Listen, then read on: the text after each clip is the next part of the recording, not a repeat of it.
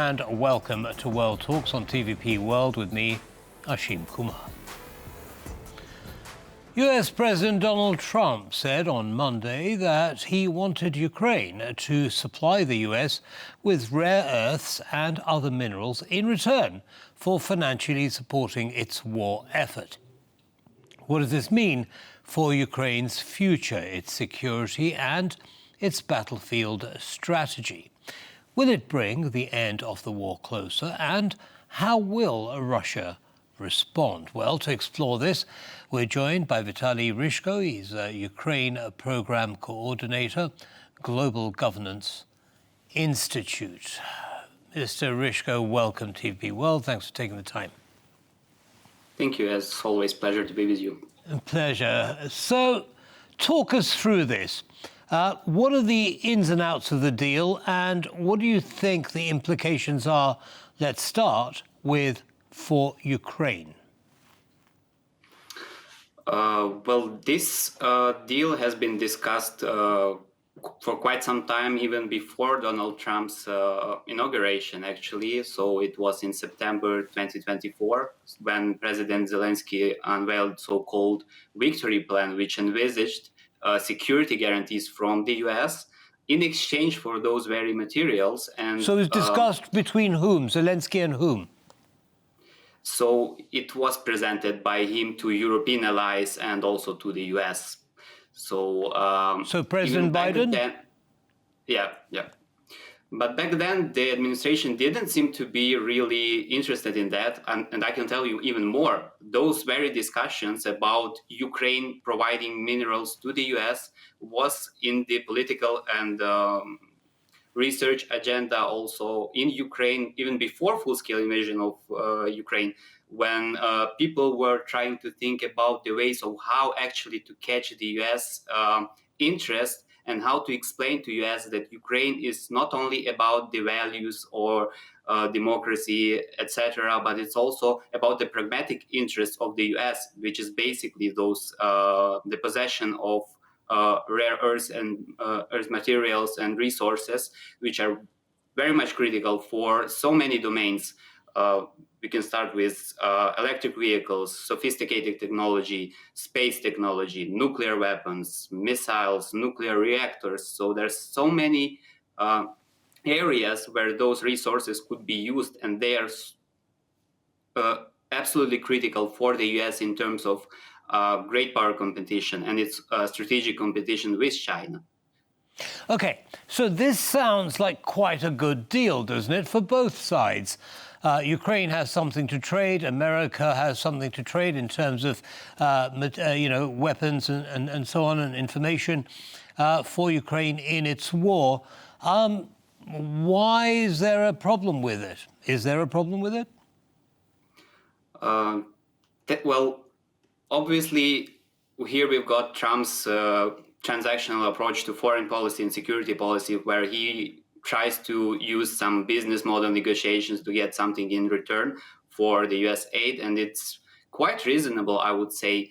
But what's not clear is how exactly those resources will be extracted. So, look, I'm not an expert in mining and resource extraction, but as far as I know, Ukraine does not have this sort of technology that is necessary to get those resources. So from this perspective, probably it would be wise to establish joint enterprises and with involvement of American enterprises who can share their expertise, their knowledge, their technology to actually get those resources. And that would mean that it's indeed a mutually beneficial deal, because that way Ukrainian specialists will be trained, they'll know how to do that. So it would seem quite fair. But there's another problem.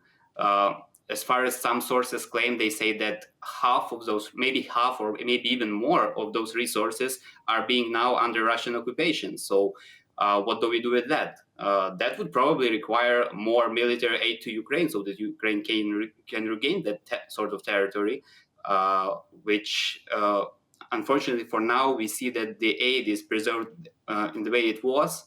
But there are no major breakthroughs. There are no game-changing weapons being sent to Ukraine. So how exactly the US is willing to get those resources, it remains pretty much unclear to me. Understood. So, do you think that, President Trump's administration will say, well, look, okay, we've done a deal. We want to protect those resources. Here is some military equipment, military hardware, enough to get Russian soldiers out of Ukraine. Is that a possibility in your opinion? It is difficult to say. For now, I don't think that's possible simply because Ukraine has a huge manpower shortage.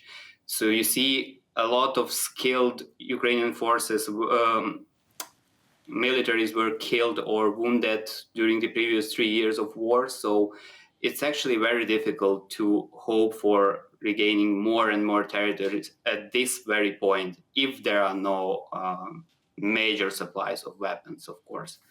Although President Zelensky is offering higher salaries and so on, remuneration, in a bid to invite military-age men and women to sign up to the army. Do we know how well that recruitment is going? Well, we've only seen a draft of this idea, of this plan, but how successful it is, I'm not sure I can comment on that. Only thing I can say is that it indeed that sparked some sort of debate within Ukraine. Specifically, let's say, what about the people who were serving in the army from 18 to 24 years old back, like during the first days of the war and onwards? Do they get all the same privileges and bonuses and whatever it can provide or not? Are they eligible to get this sort of support from the state or not? And can Ukraine actually sustain this sort of expenditures? Right. Okay. So going through the details at the moment now, talking about Ukraine's security in an ongoing context, Pete Hegseth has said that he doesn't see Ukraine joining NATO in the near future, but President Zelensky has asked for a peacekeeping force of some description. How might that work, in your opinion?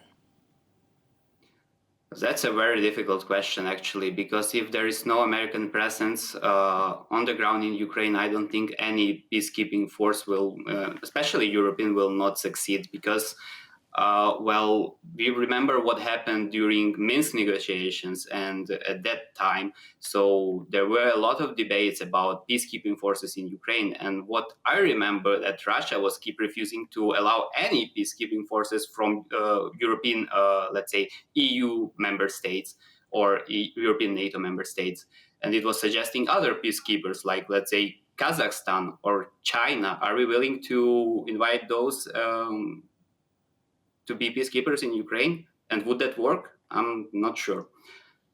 So what kind of security guarantees do you think might be a realistic element of any kind of peace treaty? Because clearly President Zelensky is unlikely to agree to a peace treaty where there isn't any guarantee that Putin isn't going to do this, next week or the week after. Well, I can ask another question. So if we are going for any sort of peace agreement, where is the guarantee that Putin will accept it now at this point?